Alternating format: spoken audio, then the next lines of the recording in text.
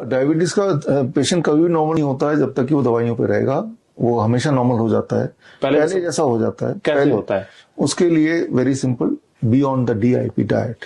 ये डाइट का मैंने करीब 14 साल हो गए, आई इन्वेंटेड दिस डाइट।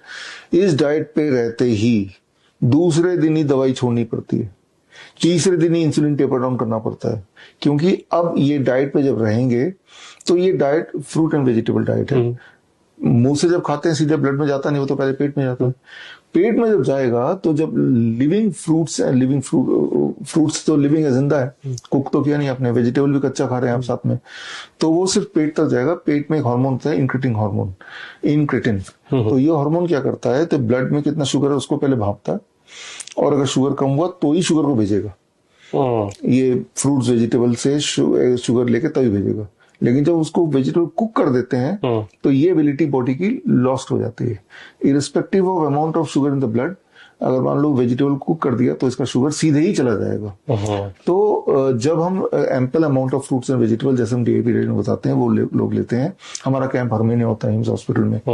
तो कैंप में लोग आते हैं जो 20 साल से शुगर की दवाई ले रहे हैं, पहले दिन ही दवाई छूट गई, दूसरे दिन दवाई छूट गई, नहीं छोड़ेंगे तो नीचे चला जाएगा ब्लड शुगर, और कुछ दिन तक करेंगे, उसके बाद आप नॉर्मल हो गए। फिर कभी चीटिंग भी कर लेंगे तो भी आपका ब्लड शुगर ऑलमोस्ट नॉर्मल ही रहेगा, यानी आप पहले जैसे हो गए।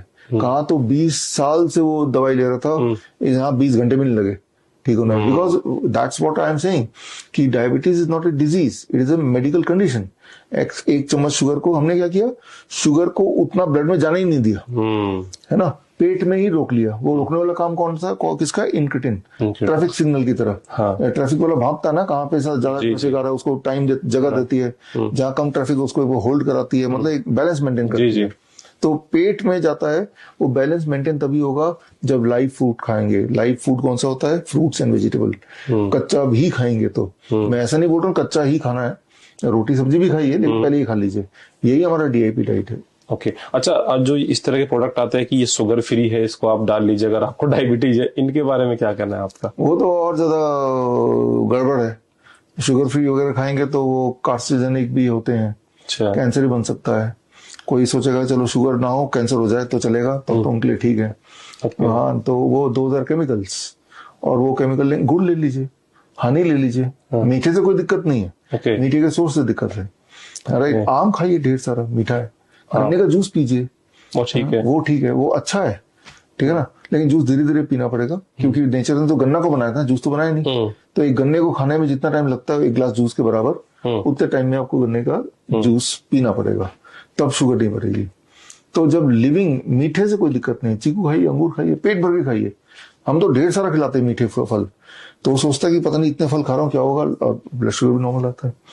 तो मीठा हमारा दुश्मन नहीं है, रिफाइंड हमारा दुश्मन है, केमिकल हमारा दुश्मन है, ये समझना होगा।